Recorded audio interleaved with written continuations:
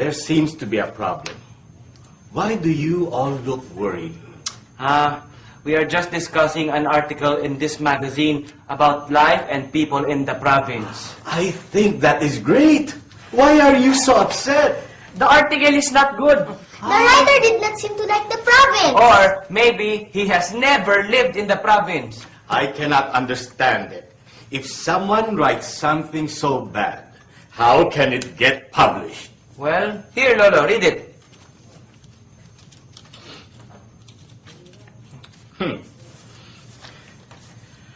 A week ago, I had an unforgettable experience. How I wish I could just hit my head against the wall to forget about it, though.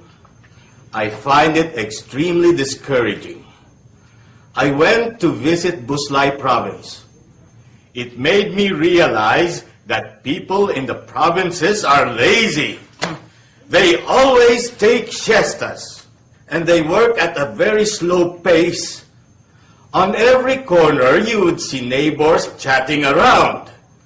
No wonder most of them end up complaining about their life. There is also a very low standard of education in the provinces. Because of that and the people's attitude towards life, the province has become a place for lazy and hopeless people, for people without dreams. This writer cannot say all these. I know. I really do not like it when he said that we have a low standard of education. We do not. The writer is very arrogant. What do you plan to do about this? If we go to the publisher of this magazine, they will just ignore us because we are just kids. Opo. What? You should not think that way.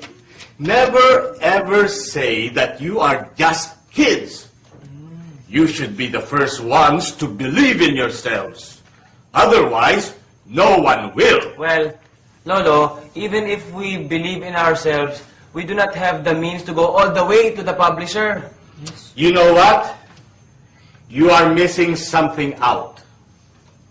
Writing a letter. Yes. That would be the answer. Writing a letter to the editor would be a good idea to express how we feel. This is what I will write. All right. Ever dearest Miss Editor. Hello there. How are you? I hope you are doing great. I am fine, but I am not very happy with what I read from your magazine. I hope you will be nicer the next time because me and my friends are offended. Thank you. I hope that you will write back soon. Love lots, Ingo. Oh, do not forget to write TCCIC. TCCIC? Take care cause I care. Do you not ever receive letters, Lolo Tomas? Well, actually, I get plenty of letters. I get letters from my children, my grandchildren, from friends. But wait, about that letter.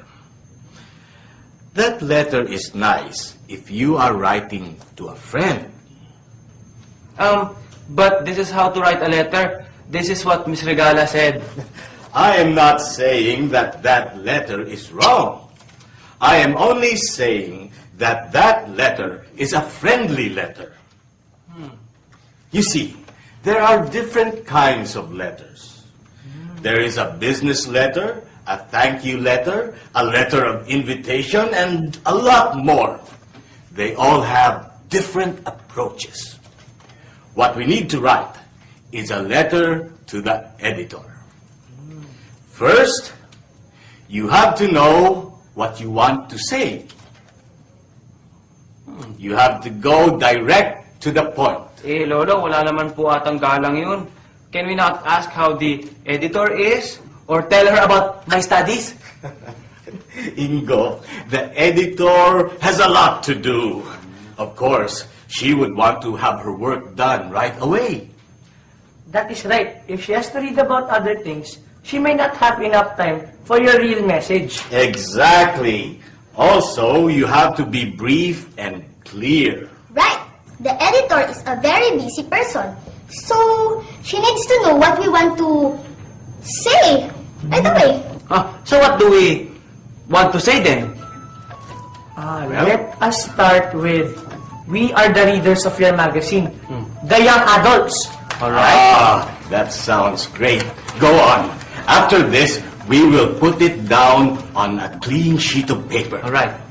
And I will also write Karen a letter. I will tell her all about our letter to the editor. Yes. I am sure she will be excited. All right. What were you saying? Karen's World.